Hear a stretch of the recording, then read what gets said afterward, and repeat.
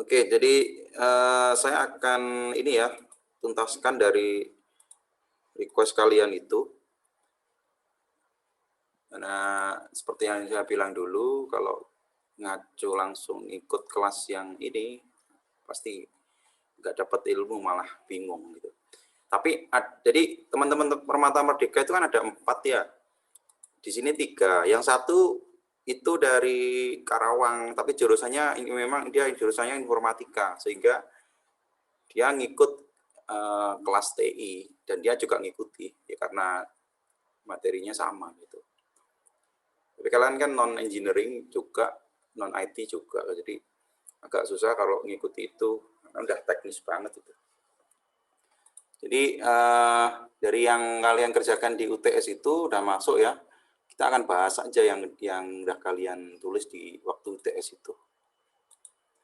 Nah, ini tadi udah saya baca yang mungkin nanti kita mulai dari yang mungkin apa ya, yang enggak terlalu ribet ya, kayak misalkan blockchain, cryptocurrency ini kita belakangan aja.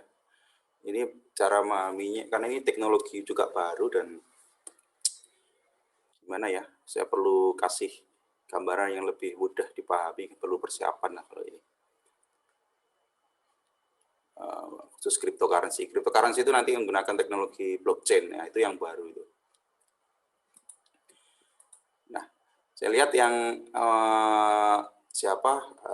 Tapita ini udah sesuai dengan ini ya, kayaknya sesuai dengan bidangnya nih, manajemen nih.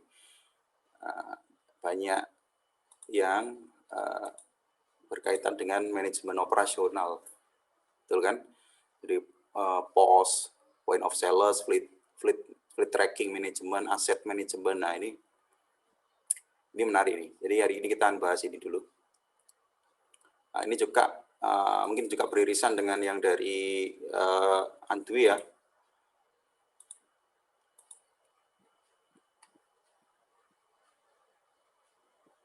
Yang dari Andwi kan ini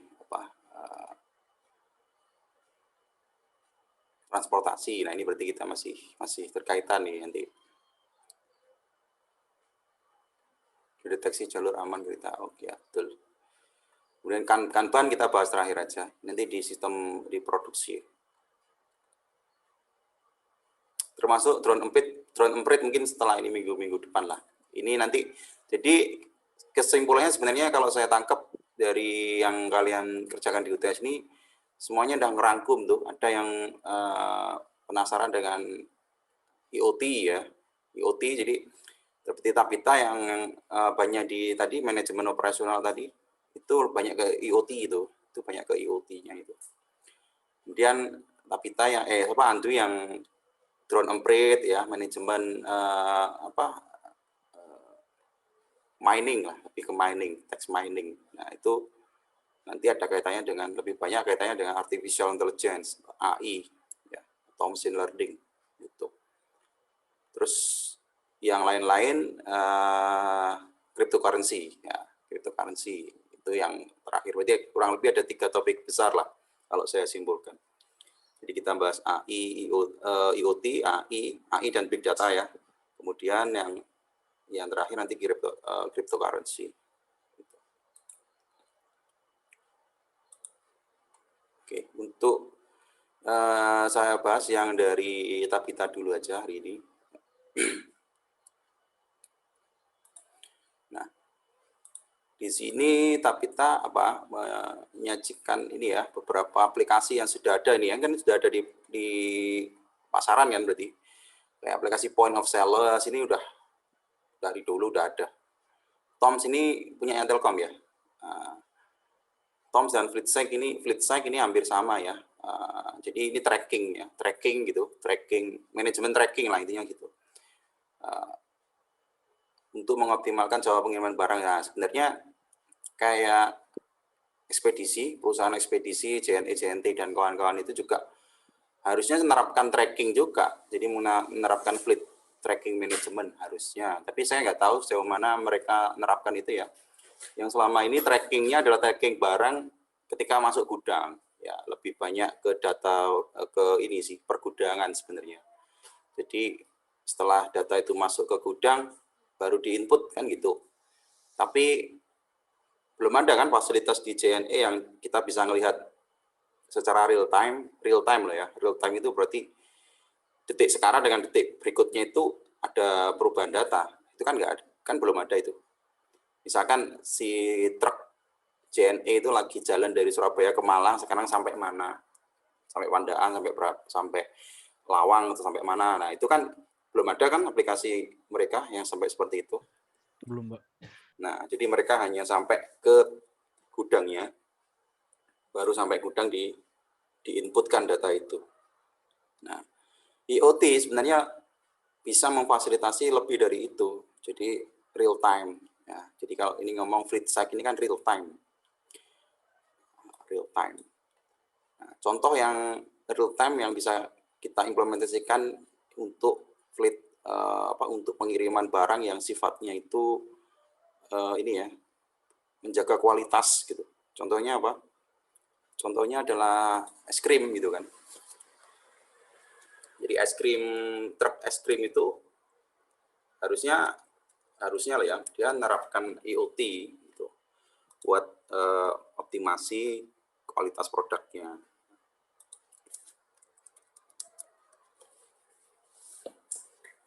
Nah, ini kalau kita ngelihat inilah, coba kita berbicara fleet tracking ya, fleet tracking untuk perusahaan-perusahaan seperti ini, yang dia itu kualitas barang dari saat pengiriman itu benar-benar harus dijaga. Nah, biasanya kan kita lihat kalau perusahaan kayak es krim itu dia punya truk-truk kayak gini kan. Nah, tapi rata-rata kan saya juga belum jelas ya apakah setiap perusahaan-perusahaan kayak Campina es krim itu dia udah pakai fleet tracking apa belum. Tapi ini sangat mungkin untuk diimplementasikan dan dengan biaya yang tidak mahal gitu. Ya, tidak mahal. Jadi saya nanti coba kita orek-orekan ya, kira-kira berapa harga kita implementasi seperti ini. Jadi nanti barangkali kalian nanti masuk di perusahaan bisa mengusulkan teknologi seperti ini. Nah, kalau kita lihat truk-truk kayak gini itu apa sih yang harus dimonitor?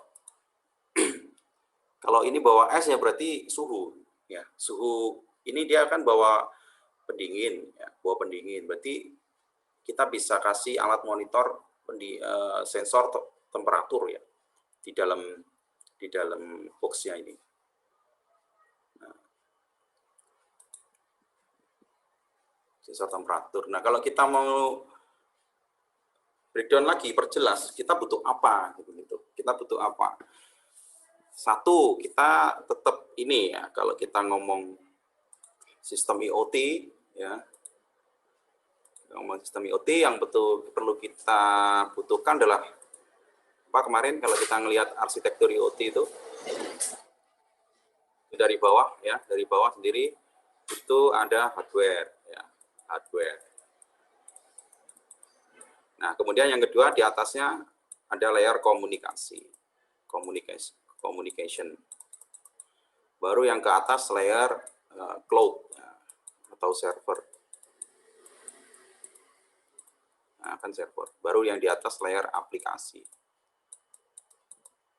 Nah, aplikasi TOMS itu tadi yang kita ini sajikan di PPT-nya itu, aplikasinya namanya TOMS ya. Nah, atau dia aplikasinya apakah berbasis web atau berbasis mobile. Nah, itu berarti dia ada di layer yang atas. Jadi, aplikasi itu ada di bagian yang sini. Ya, di sini. Nah, ini nanti bisa web, aplikasinya itu bisa web, bisa Android, ya, bisa juga iOS, kan gitu. Rata-rata kan 3 ini aplikasi yang umum. Nah, kalau di sini, di cloud ini apa? Ini aplikasi ini kan berarti udah keluaran ya, outputnya apa, bisa dilihat seperti apa. Kan gitu.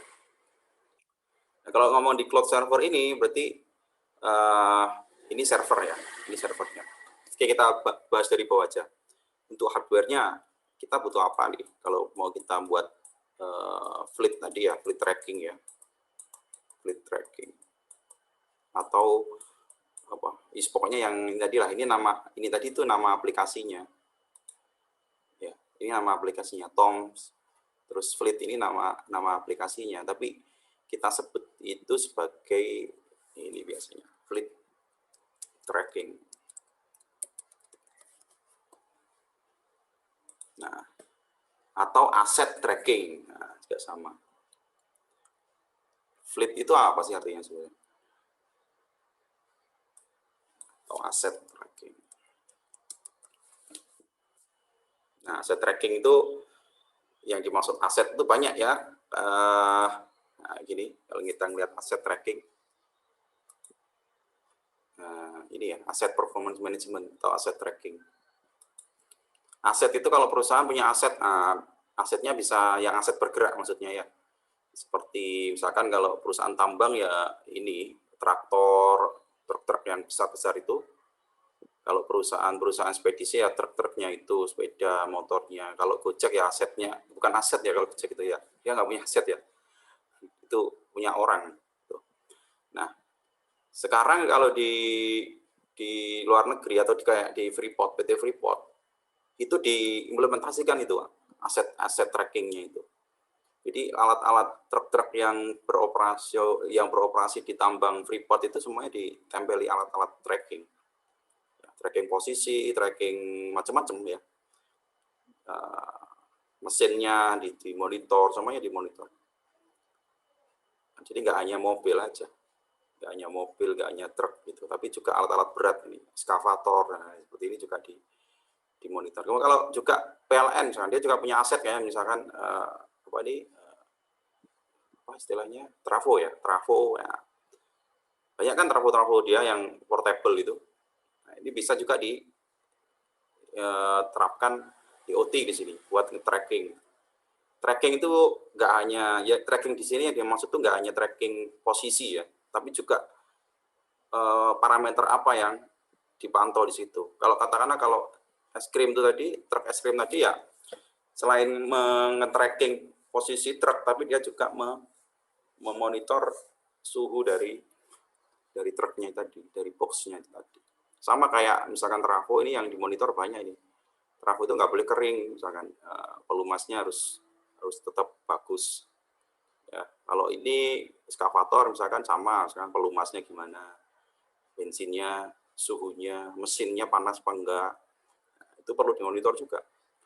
Kenapa perlu dimonitor? Nanti kaitannya dengan istilahnya kalau di bidang instrumentasi di engineering itu ada istilahnya predictive maintenance. Jadi predictive maintenance yang terencana kan gitu.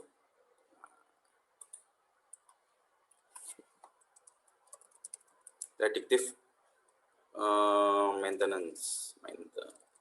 Nah, di predictive maintenance itu strategi ya. Ada katanya juga dengan manajemen nih. Jadi kalau ngomong pabrik, kalau ngomong alat-alat di pertambangan dimanapun itu kan banyak asetnya itu. Kalau di pabrik asetnya ya motor ya, pokoknya alat-alat produksi di pabrik lah. Itu semuanya alat-alat itu semuanya punya lifetime kan. Nah, mereka punya lifetime. Nah, bisa 5 tahun ya, kalau ya rata-rata kalau masih setahun mah ya masih bagus lah ya. Nah, tapi kalau sudah alat-alat itu sudah tua, itu perlu dimonitor, ya, perlu dikalibrasi, perlu dicek setiap rentang waktu. Masalahnya adalah kalau di pabrik itu alatnya, saya misalkan ngomong sensor misalkan, atau motor misalkan, itu nggak hanya berjumlah puluhan, tapi bisa ratusan bahkan ribuan gitu. Nah, dengan tenaga kerja yang sangat terbatas ya, orang instrumentasi, orang listrik, itu kadang berapa sih jumlahnya kalau di departemen elektrikalnya itu? Misalkan kalau saya dulu misalkan magang di Wilmar ya, di PT, tahu ya PT Wilmar. Wilmar itu, Wilmar Nabati di Gresik. Itu pabriknya luas banget, ya udah kayak satu desa itu.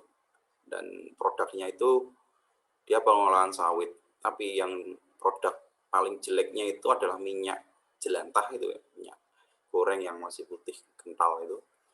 Produk paling bagusnya adalah aftur, bahan bakar pesawat, bio aftur.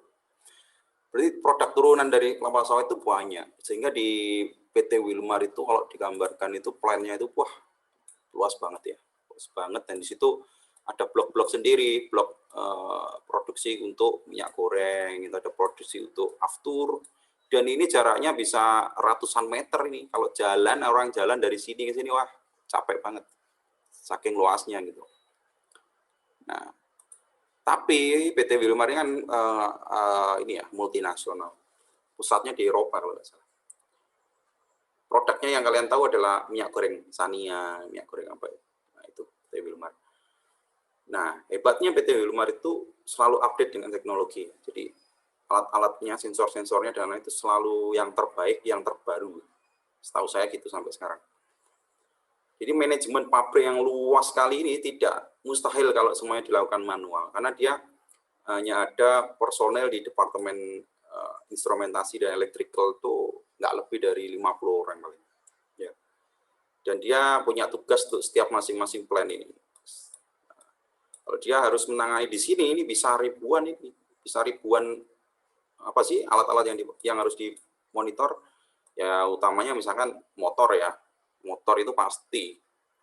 Jadi kalau ini PT Wilmar ini produknya olahannya adalah sawit, sawit itu perlu di pressing, perlu diaduk, perlu di ini ya kan, perlu di mixing, di blender, nah itu semuanya pakai motor, ya, pakai motor listrik, sanyo lah kalau di rumah.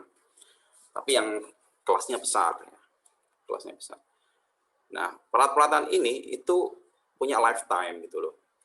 Nah, kalau jumlahnya ribuan, itu akan sangat repot dan tidak terkendali gitu loh. Kalau misalnya tiba-tiba ada bagian yang rusak, ya karena tidak tercatat.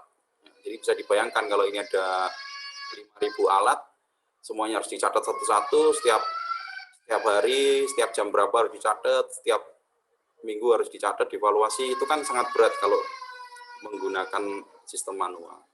Sehingga sekarang dia udah IoT gitu. Jadi sensor-sensornya itu tiap motor dipasangi alat tuh. Nah, jadi ini ya.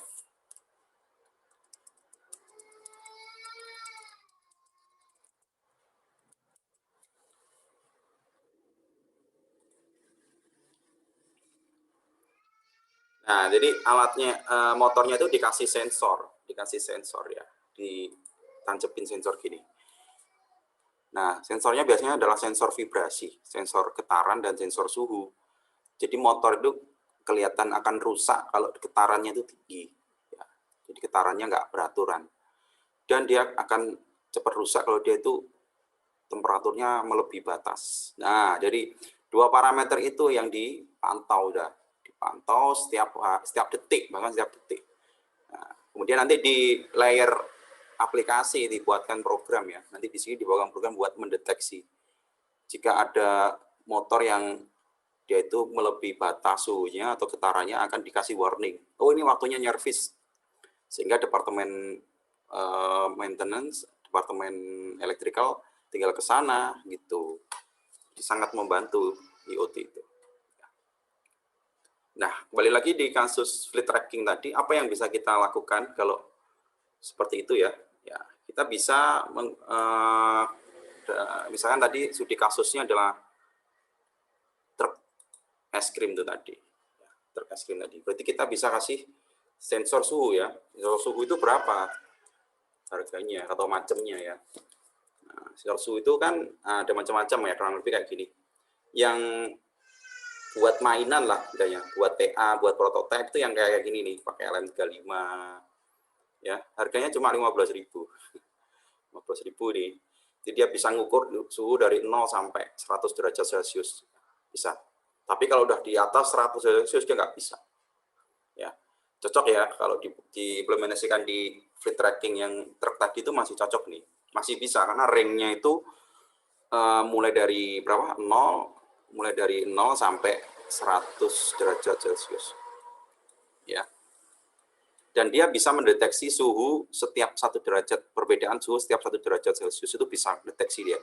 Jadi misalkan suhunya turun 1 derajat itu masih bisa deteksi dia. Jadi dari 30 ke 29 itu masih nangkep. Tapi kalau suhu itu turunnya hanya 0,5, dia nggak bisa deteksi. Ya. Jadi setiap sensor itu punya punya karakteristik masing-masing. Sensor-sensor yang seperti ini itu karena harganya murah sehingga speknya juga terbatas. Gitu ya. Jadi kemudian ada juga sensor yang levelnya industri. Nah, seperti ini. Ini ya kalau nggak salah, PT100 biasanya.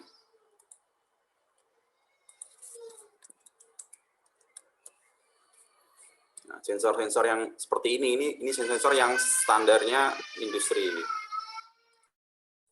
yang skalanya industri. Nah, ini dia bisa ngukur suhu, tidak bisa setiap 1 derajat, nggak bisa. Jadi dia ngukur suhunya itu setiap kelipatan 100. Ya. Jadi kelipatan 100 derajat, 200 derajat, 300. Nah, buat apa ini? Ini buat ngukur suhu biasanya di pabrik peleburan baja, di pabrik semen ya, di kilemnya semen, gresik kayak gitu tuh pakai sensor ini. Nah, ini kalau dibuat ngukur yang truk tadi nggak cocok. Karena truk itu kan suhu ruangan 0 sampai 100. Walaupun suhunya turun 20 derajat akan tetap terbaca 100 karena dia nggak bisa turun lebih dari nggak bisa turun kalau kurang dari 100. Itu ya. Jadi sensor punya macam-macam. Ini harganya berapa? Ya mahal kalau ini karena sudah standar industri. Ya. Nah, ini harganya udah 110.000. 110.000 ya, termasuk murah karena di standar industri bisa yang kelas jutaan gitu. Nah, terus yang kedua apa? Kalau kita ngomong ya, yang kita butuhkan selain sensor, jadi kita butuh sensor, kita butuh yang namanya controller gitu kan. Controller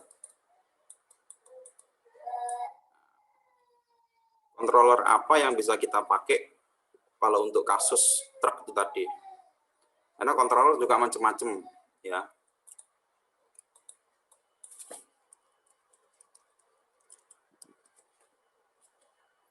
Oh, ini controller game nih. Ini controller yang cocok buat pabrik itu tadi yang semacam kayak gini. Yang populer, yang sangat populer itu kayak gini, Arduino ini. Nah, ini harganya murah ya. Harganya di bawah 100.000. Harganya itu di bawah 100.000.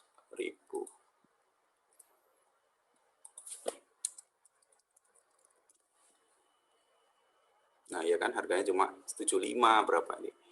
Nah, jadi pakai sensor yang LM35 tadi, yang kecil tadi, terus dikombinasikan dengan ini. Nah, udah modelnya cukup itu. Nah, cuma ada cumanya. Kalau kita mau buat fleet tracking management, yang kita butuhkan selain sensor apa tadi, sensor suhu, kalau truk ya, jadi kasusnya truk ya. Sensor suhu, kita juga butuh sensor GPS ya. GPS buat ngedeteksi lokasi. Sensor GPS di pasaran kayak apa deh?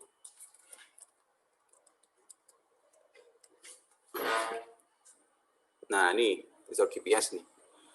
Blue box biasanya yang sering dipakai kayak ini. Punyanya U-Blox ini. Ini murah nih.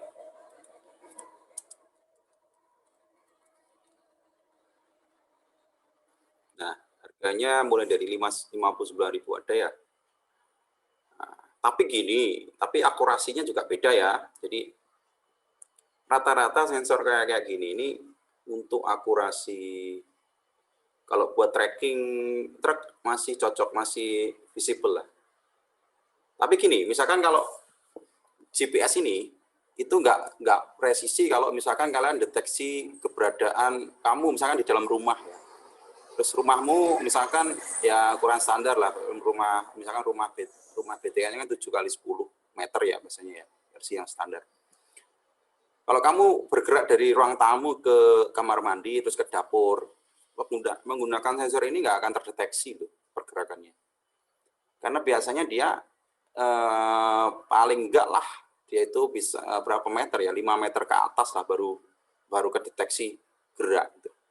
Sehingga kalau rumahnya semakin kecil ya dia nggak cocok kalau buat mendeteksi lokasi lokasi pastinya. Jadi punya kelemahan juga. Tapi ada sih sensor yang kelasnya juga semakin mahal makin bagus ya, yang akurasinya itu tinggi. Tapi kalau untuk sensor yang seperti ini dalam rumah itu nggak bisa baca dia. Tapi kalau kita gunakan buat fleet tracking, yang fleet tracking itu perjalanannya bisa antar kota, antar provinsi ya. Ini sangat masuk gitu loh. Katakanlah truk itu ukurannya berapa, gitu kan gede. Nah, paling nggak kita deteksi pergerakan dia setiap 10 meter pun itu sudah sangat bermanfaat kan gitu. Jadi ini masih visible sekali, masih sangat cocok dan mungkin untuk diimplementasikan. Nah ini nanti kedua sensor ini tinggal kita hubungkan aja ke controller ya, ke controller sini. Nah controllernya itu bisa yang murah-murah juga gitu ya. Yang murah-murah itu yang Arduino itu tadi. Nah, yang ini mulai dari berapa? 75, 50 ini. Nah, kalau kita lihat controller itu isinya apa sih? Controller itu isinya kaki-kaki kan gitu. Kaki-kaki. Nah, kaki-kaki ini yang akan kita masukin kabel dari sensor itu tadi gitu. Katakanlah nah, misalkan ya Arduino ke GPS. Nah, ini cuma konfigurasinya cuma gini aja. Jadi kita punya controller, kita punya sensor, nah, kabelnya tinggal dihubungin ke sini, hubungin ke sini. Itu aja. Ya kan? Nah, ini realnya kayak gini. Jadi ini sensor GPS.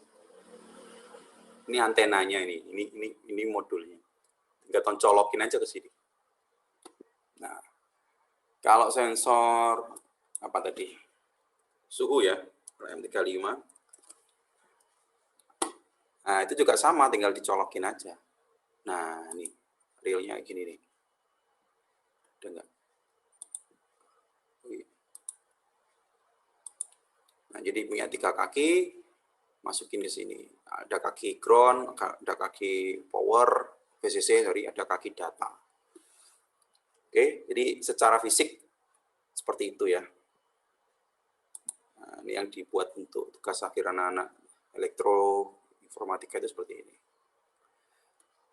Nah, kemudian yang berikutnya apa? Ya kalau ditancepin aja nggak akan jalan kan gitu, harus diprogram. Makanya wajib hukumnya orang-orang di elektronika, di IT itu harus bisa program. Programnya pakai apa? Biasanya pakai C++. Programnya kayak apa? Kayak gini. Ya, bahasa pemrograman. Contoh. Nah, ini contoh programnya kayak gini. Bahasa untuk ngomong sama mesin ya, untuk ngomong sama controller itu kayak gini. Digital write, light, high, gini berarti dia memerintahkan lampu sini untuk nyala. Kalau digital white, light, low berarti dia memerintahkan lampu ini buat mati. Gitu. Jadi programnya kayak gini.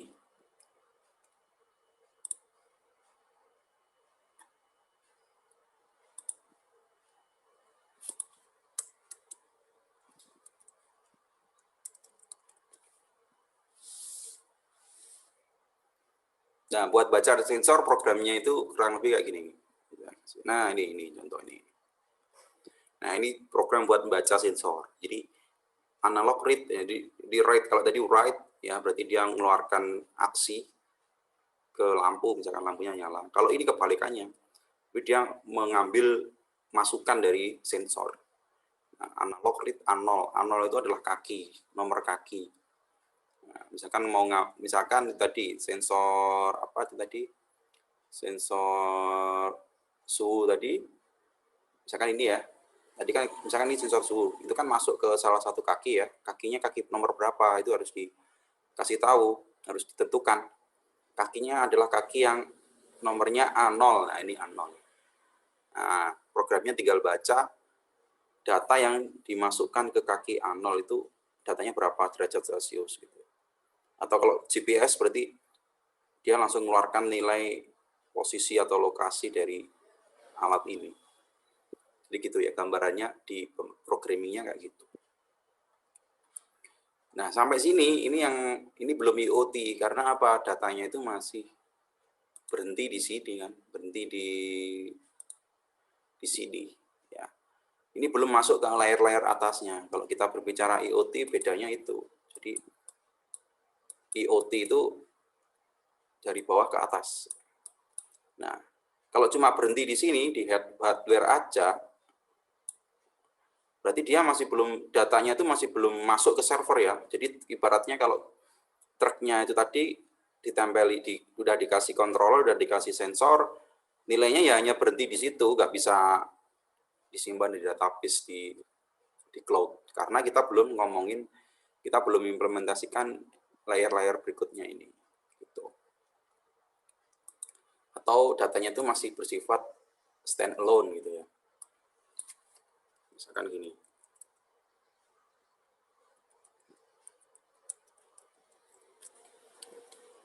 Nah, datanya itu masih kayak gini. Jadi bisa dilihat, bisa didisplaykan menggunakan LCD ya gini. Tapi cukup di sini aja.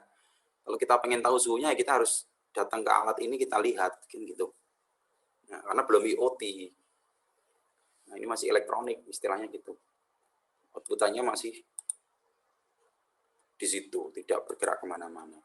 Nah, gimana caranya kita bisa meng-IoT-kan agar data yang ada di truk itu tadi bisa tersimpan di database dan kita bisa lihat dari manapun kan gitu.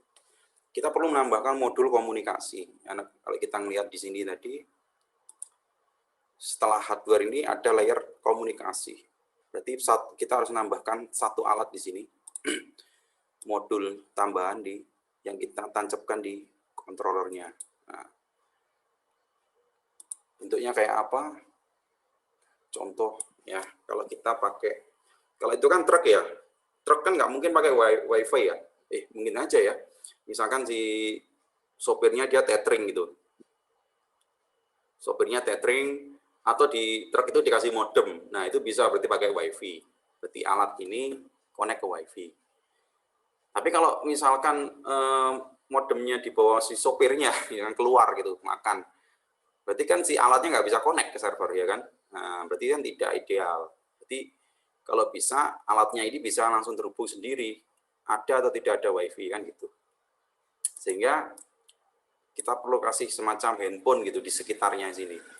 Tapi kan nggak mungkin handphone. Nah, ada modul elektronik yang yaitu support untuk itu, support untuk yang berfungsi seperti handphone atau modem. Gitu. Nah, kita bisa pakai misalkan SIM 800 ini adalah GSM modem, GSM modul istilahnya, atau GPRS modul.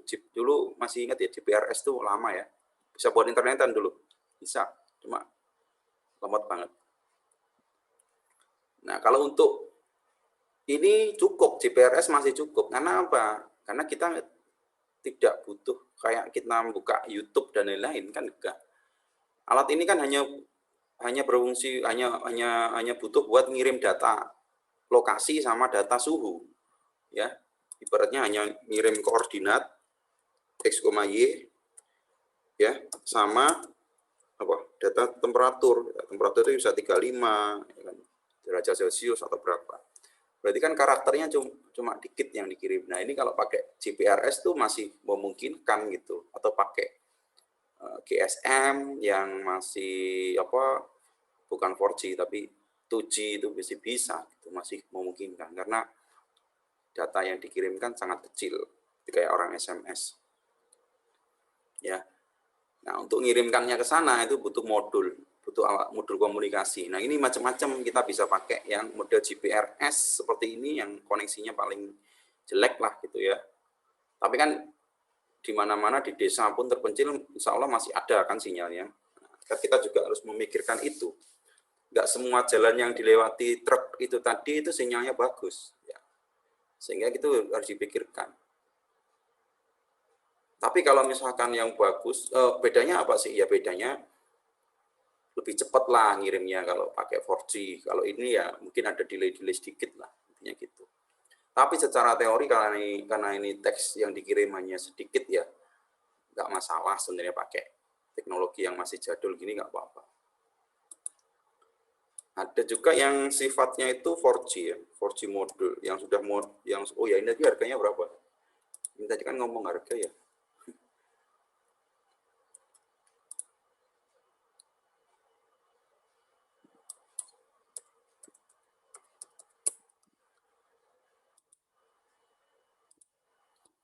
Ini ya, murah nih. Jadi SIM 800 harganya cuma segini loh, 59.000, 80.000. Nah, katakanlah ya, kita tembaklah 100.000 lah ya, 100.000. Jadi tadi udah berapa nih biayanya buat bikin ini? Sensornya ini tadi masih 100, di bawah 100 ya, sensor ini tadi murah, cuma 30.000 lah katakanlah. Sensor GPS-nya tadi 100-an ya, terus Arduino-nya berapa? Arduino-nya Tecna 75. Terus tambahan ini sensor ini tadi GSM tadi GSM tadi 100. Jadi masih 100, 200, 300.000 ya, masih 300.000.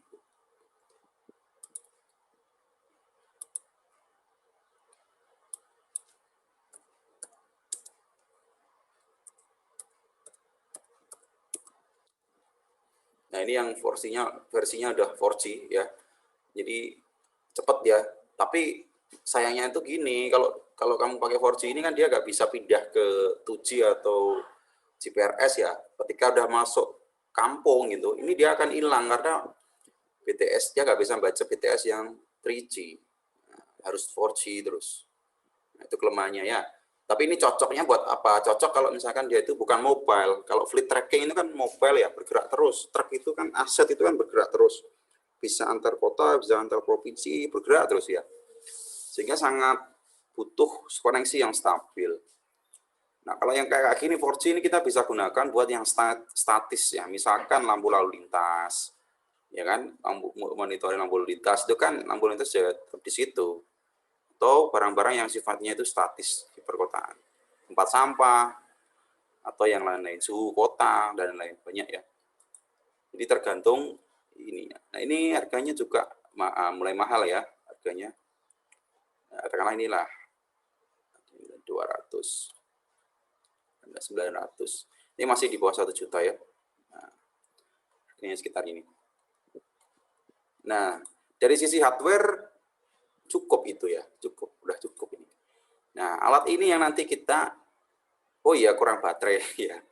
Oh, baterai biasanya kan bisa ambilkan dari akinya ini kan ya, akinya si truk atau mobilnya tadi. Nggak masalah berarti ya. Atau mau dilihatkan juga kalau baterai itu nggak mahal, baterainya itu bisa pakai baterai yang ini model-model kayak gini. Nah, baterai PLA ini kok kelihatan mahal karena gede dia, kapasitasnya gede. Yang 100 AH gitu kayaknya murah. Oh, sekitar ya 300 sampai 500 lah, 300.000 ada. Nah, kayak gini. Ya, jadi dengan hardware itu udah cukup sebenarnya. Hardware ini ya. Ini udah sekitar berapa tadi? 300.000 ya. 300.000, dengan 300.000 itu kita sudah bisa bikin alat fleet tracking management gitu loh. Nah, ini tinggal dikalikan berapa gitu, dikali berapa truk atau aset yang mau dimonitor. Itu kalau kalian mau bikin startup usaha bisa ini dengan modal sekian tinggal dijualkan dengan harga 500 untuk ininya aja loh ya, untuk hardware-nya udah untung 200. Nah, sekarang ini ngomong hardware yang ke atas ini sama komunikasi ya. Hardware sama komunikasi udah include di sini, alatnya ya ini. Nah, ke atasnya ini udah ngomong di server, sisi server ini banyak ngomong software. Nah, software yang dibutuhkan apa? Nah, kita butuh data center, kita butuh server. Ya, kita butuh server. Server itu mau disewakan atau mau dibuat sendiri. Nah, karena bisa kita itu nyewa, kebanyakan kita sewa. Kalau perusahaan startup awal itu biasanya sewa server ya. Kenapa? Karena startup itu biasanya tes pasar dulu ya. Dia nggak berani jamin produknya itu setahun diterima pasar. Nah, kayak seperti itu jangan beli. Kalau beli harganya berapa? Server itu komputer server ya. Nah, ini paling murah lah kayak gini nih. Komputer spek server itu 12 juta, itu murah ini. Ya. Apa sih bedanya dengan komputer kita? Ya sama aja sebenarnya, sama-sama komputer. Cuma komputer server udah didesain buat durability-nya tinggi. 24 jam kan ya harus nyala terus. Kalau dia mati, websitenya nggak bisa diakses. Ya, aplikasinya nggak bisa diakses. Kita kan butuh server yang nyala terus-terusan 24 jam. Nah, sehingga durability-nya harus tinggi. Nah, umumnya kayak gini, komputer-komputer server ini seperti ini. Ini sama nggak sama laptop? Sama aja, dalamnya sama. Jadi ada hard disk-nya, ada ininya. Cuma beda dari sisi kualitas bahan, kualitas daya tahan, dan kayak gitu. Ya. Nah, umumnya makanya kita sewa aja. Ya, sewa hosting atau sewa server. Apa aja yang menyediakan sewa server? Ya banyak, Google dia sediakan. Gitu. Telkom dia menyediakan. Ya, jadi, nah ini kalau perusahaan-perusahaan Indonesia dia menyediakan nih dedicated server ini. Nah, harganya segini, 1.900.000 per bulan. Nah, misalkan untuk startup ya masih masuk ini gitu kan. Kan kita belum tahu masa depan perusahaan itu. Bisa aja 5 bulan kolaps ternyata, reaksi pasar jelek gitu. Nah, tergantung kapasitasnya ya, speednya berapa, RAM-nya berapa kayak gini. Ya. Kayak gini. Ini kok mahal banget. 73.000. Oh ya, ini rata-rata kayak gini lah. Untuk startup awal itu cukup, dengan harga segini itu cukup. Atau pilih yang dari luar negeri yang bagus, dari Google AWS ya. Jadi pakai AWS, itu punyanya Amazon. Atau pakai punyanya Google, namanya Google Cloud Platform ya. Ada juga punyanya Alibaba Cloud, ada banyak ya, pemain-pemainnya banyak. Nah, dan ada juga yang sistemnya itu pay per use ya. Jadi yang akses berapa, misalkan yang akses aplikasi kita itu cuma 100 orang, yaitu bayarnya kita, sewanya ya sejumlah 100 orang itu. Kalau yang akses bisa ribuan jutaan ya berarti lebih mahal. Nah, itu pay per use ya istilahnya. Di pay as you go. Pay as you go itu sistem sewa yang sifatnya banyak sekarang banyak dipakai oleh startup. Contoh adalah Shopee, kemudian marketplace itu biasanya dia switch ke PSUGO ketika dia melakukan promo. Misalkan sekarang kan sering tuh ada promo 11-11, promo 10-10. Nah, traffic kunjungan toko online mereka itu akan meningkat drastis ketika tanggal-tanggal itu, tanggal 10, tanggal 11. Tapi setelah tanggal 11 kan kunjungannya menurun lagi. Nah, makanya dia cari atau investasinya ke PSUGO. Jadi dia sistem sewa aja ke Google, ke AWS, atau ke Alibaba. Jadi sewanya hanya sehari itu. Misalkan tanggal 11 nih, saya nyewa ke Amazon, tolong aku upgrade prosesornya jadi yang tinggi dong, RAM-nya jadi berapa giga, hard disk-nya naikkan, traffic-nya naikkan, soalnya estimasi kunjunganku sampai berapa juta orang. Jadi dia ketemu harga, oh ini sewa sehari segini. Oke, saya sewa sehari. Nah, sehingga waktu hari H tanggal 11 berapapun kunjungan masih bisa nyala itu webnya karena kapasitasnya udah di-upgrade. Nah, bayarnya ya satu hari itu ke Google, ke AWS dan lain-lain. Nanti kalau udah hari berikutnya udah turun, udah di-cancel, bukan di-cancel, kontraknya habis ya, dia akan bayar sekian, terus dia akan kembali lagi ke spek server yang sebelumnya. Jadi gitu.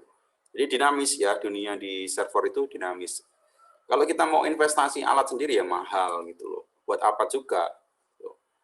Jadi kalau kita sekarang itu enak gitu. Kalian punya aplikasi yang memang butuh komputasi tinggi ya, komputer yang sangat canggih lah. Itu cukup sewa di Google, hitungannya per jam, bayar berapa, bisa. Ada banyak pilihannya. Itu kalau beli bisa miliaran. Ya, biasanya buat aplikasi AI itu butuh komputasi yang sangat besar. AI atau machine learning, artificial intelligence itu harus menggunakan komputer superkomputer. Nah, skemanya orang-orang itu biasanya nyewa di Google, di AWS. Kalau beli nggak mampu. Itu ya. Dari sisi server seperti itu ya. Dari sisi ini udah oke. Ya, jadi bisa pilihannya bisa sewa atau bisa beli sendiri. Disarankan untuk sewa dulu. Nah, kalau udah ada ininya, ya udah ada servernya, udah ada sistem operasinya, ini bagiannya programmer gitu.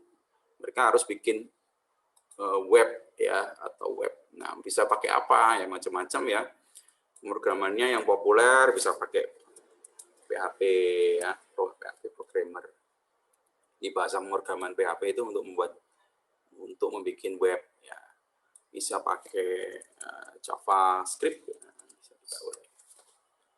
Lebih banyak ya. Kalau ini tanya aja orang informatika, kalau kalian jadi manajer ya serahkan ke mereka. Barangkali ada pertanyaan di sini. Nah, karena aplikasi itu nanti bisa berbasis web. Nah, ini udah berat ya. Nanti kalau di tempat kita, di prodi kita, bagiannya ini sih ada sendiri-sendiri ini untuk web. Ada bagian nanti front end ya, tampilan, ada yang bagian back end. Back end itu berarti belakang layarnya ya, administratornya. Kalau Android ya Android app, iOS ada iOS app, ada iOS developer, Android developer, ada web developer, jadi sendiri. Nah, ini berat, ini udah sendiri-sendiri, ini berat, ini hitungannya jam kerjanya sendiri-sendiri. Oke, kurang lebih seperti itu gambarannya ya, dari hardware masuk ke sini. Oh ya, di cloud server di aplikasi ini juga ada database ya, jadi data-data lokasi pergerakan truk itu tadi disimpan di database. Nah, kemudian dibuatkan interface dalam bentuk web. Kurang lebih gambarnya kayak gitu. Barangkali kurang jelas. Siapa nih? Tabita yang punya topik Tabita ini. Ada yang tanyakan? Sudah jelas, Pak. Tapi ada yang mau saya tanyakan. Kan banyak bisnis online sekarang ini yang sudah punya website sendiri. Nah, jadi mereka itu yang punya bisnis online sewa servernya, Pak. Oh, ini tanya ya ini ya. Nah, jadi gini, bisnis online kan bisa gini ya, bisa dia itu nggak punya website, tapi dia langsung buka lapak di marketplace, ya.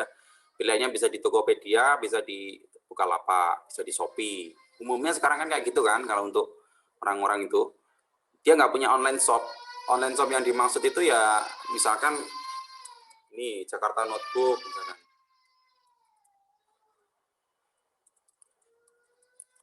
Nah, Jakarta Notebook ini sebuah online shop, ini baru namanya online shop gitu. Tapi rata-rata sekarang hampir sedikit banget ya yang dia itu bikin web. Dulu sebelum ada Tokopedia, sebelum ada ini, semuanya bikin web. Karena dia harus promosi secara organik lah istilahnya ya. Jadi dia harus promosi sendiri, pasang iklan sendiri, tokonya bikin sendiri, ibaratnya gitu. Tapi sekarang itu kalau kita udah disediakan pasar namanya Tokopedia ini. Jadi kita tinggal buka lapak, buka ruko di pasar. Nah, kalau ini kita buka ruko di rumah kayak gitu. Nah, kalau ngomong Tokopedia berarti kita nggak perlu biaya server, biaya apa, itu udah jadi tanggungannya pemilik pasar. Kalau kita belanja di pasar itu kan pengelola pasarnya adalah desa. Jadi yang ngurusi listrik, yang ngurusi ini itu ya desa. Ya, yang bayar listrik ya ini sama. Kalau yang ini yang bayar server, bayar koneksi, yang memelihara server ya si perusahaan namanya Tokopedia ini. Dia dapat iuran dari mana? Saya nggak tahu sistemnya ya, karena saya juga nggak punya lapak di sini. Tapi setahu saya memang ada fee gitu ya. Ada fee kan? Kalau jualan di Tokopedia, untuk Tokopedia-nya sendiri. Harganya bisa naik atau dipotong dari harga apa. Kok bisa jalan ya? Jalan dong, rukonya aja, lapaknya di Tokopedia itu ada berapa? Mungkin bisa ribuan ya, atau jutaan mungkin. Nah, kalau mereka semua store dana dipotong sekian persen lah dari penjualan produk, makanya Tokopedia bisa sebesar itu, bisa bayar server, bisa bayar itu. Nah, kalau ini dilakukan personal, misalkan kalian kayak ini, kayak toko komputer ini berat ini. Ya, kayak gini. Ini kan ini toko online biasa. Ini yang punya ya satu orang ini. Tapi ini terkenal nih, Jakarta Notebook ini. Di Surabaya ada, di Surabaya memang pusatnya. Nah, kalau gini dia benar-benar harus ini ya merawat sendiri. Jadi dia beli server sendiri ya, sewa server sendiri, ada timnya sendiri. Ya, kayak gitu gambarannya. Jadi dia juga ada bagian marketing sendiri. Nah, kalau Tokopedia dia nggak perlu sediakan barang gitu. Dia hanya menyediakan pasar. Jadi Tokopedia itu penyedia pasar. Jadi kayak sebuah desa dia punya pasar ya, pasar tradisional lah, seperti itulah. Pemilik pasar itu adalah Tokopedia. Nah, kalau ini pemilik ruko, ya, pemilik toko, ya, jadi dia harus menyediakan barang sendiri, harus menyediakan server sendiri dan lain-lain. Nah, misalkan dia mau buat promo 11-11, 10-10, nah dia harus paham ya. Internet itu kan karakternya gini, semakin banyak user yang mengakses ya. Kalau misalkan dia buka dalam satu hari itu yang mengakses usernya 1 juta misalkan, itu kemampuan komputer itu akan meningkat itu. Misalkan yang RAM-nya itu misalkan awalnya itu hanya berapa, RAM-nya itu 8 GB ya. Kalau kunjungan hanya 100 orang, dia itu RAM-nya ini hanya kerja sebesar 1 GB misalkan. Kalau ini yang nyerang itu yang kunjungi itu orang 1 juta orang, ini bisa overload ini. Bisa naik ini. Kok sama kayak kita ngegame waktu kita nonton film, waktu nonton apalah. Jadi sama seperti itu, server itu akan kebebanan ketika diakses banyak orang. Nah, ini yang mahal gitu loh. Jadi kalau kita nggak nyiapkan spek komputer yang tinggi, apa akibatnya? Apa akibatnya kalau server itu diakses nggak mampu? Akibatnya adalah down. Down itu berarti ada yang nggak bisa diakses, ada yang diakses itu blank, halamannya blank, ya, atau macam-macam lah. Pokoknya intinya nggak bisa diakses, intinya sih gitu. Nah, gimana biar nggak terjadi seperti itu ya harus di manage. Ya, makanya tim IT itu bekerja di situ di belakang layar. Katakanlah orang Tokopedia tadi, tim IT-nya banyak di belakang ini yang ngurusi server karena setiap hari, setiap detik kunjungannya itu bisa nggak terduga ya. Belum lagi nanti yang namanya serangan-serangan. Jadi dia itu bukan pembeli tapi robot penyerang lah. Seakan-akan dia itu mengunjungi tapi sebenarnya dia itu ngebom atau ini serangan di cyber itu seperti itu. Tiba-tiba websitenya down karena dikunjungi 1 juta orang. Padahal bukan orang, tapi robot. Itu yang biasa terjadi. Ya, down. Nah, kerjaan orang IT di sini berat di sini. Gitu, Pita ya. Iya Pak, sudah sangat jelas. Terima kasih penjelasannya Pak. Oke, ada lagi mungkin? Untuk ini sama ini kita sambil nanti aja. Point of sale juga nanti sambil jalan. Kita masih punya banyak waktu. Oke, untuk hari ini mungkin itu dulu ya. Nah, ini udah habis, udah dan dari saya mungkin itu. Terima kasih. Saya nanti kirim rekamannya. Selamat siang. Assalamualaikum warahmatullahi wabarakatuh. Terima kasih Pak, selamat siang. Terima kasih.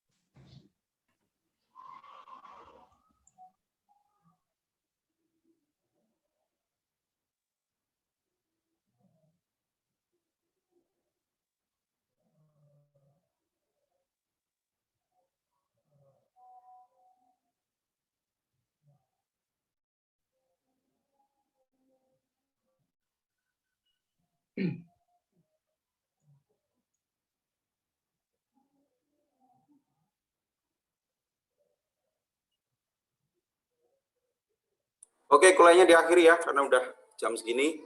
Nanti pertanyaan berikutnya